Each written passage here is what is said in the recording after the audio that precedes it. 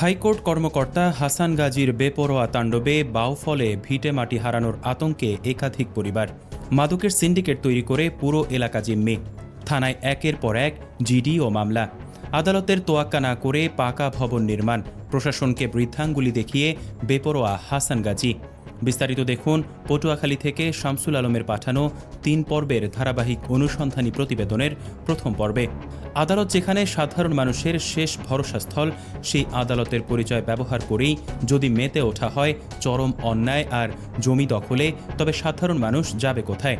পটুয়াখালীর বাউফলে হাইকোর্টের সহকারী প্রোগ্রামার হাসান গাজীর ক্ষমতার দাপট আর সন্ত্রাসী বলয়ে একটি ভিটেমাটি হারানোর আতঙ্কে ভুগছে একাধিক পরিবার।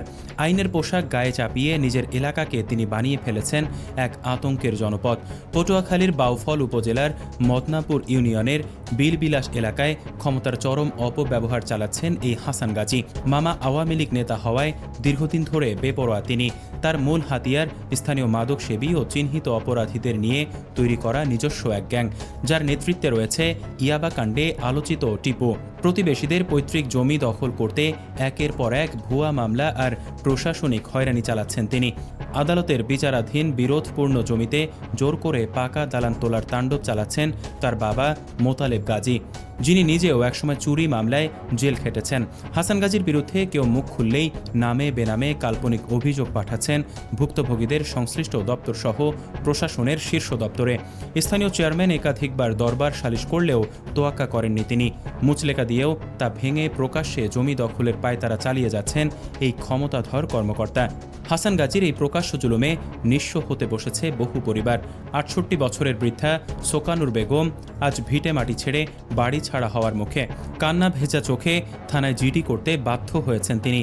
শুধু প্রতিবেশী নয়, নিজের আপন চাচি রুমা বেগম পর্যন্ত এই অত্যাচারী হাসান ও তার বাবার নামে আদালতে মামলা ঠুকেছেন।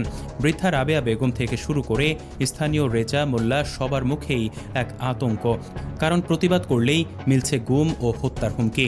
প্রশাসনের কর্মকর্তারা তদন্তে গেলে তাদের উপরও মনস্তাত্ত্বিক চাপ সৃষ্টি করেন হাইকোর্টের এই বিতর্কিত কর্মকর্তা ও তার নিজস্ব গ্যাংয়ের প্রধান টিপু।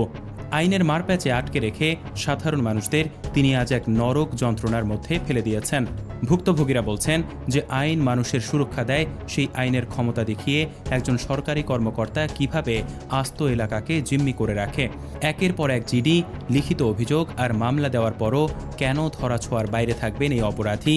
অবিলম্বে নিরপেক্ষ তদন্তের মাধ্যমে ক্ষমতার বলয় চুরমার করে এই হাসান গাজীর দৃষ্টান্তমূলক শাস্তি চায় বাউফলের সাধারণ মানুষ।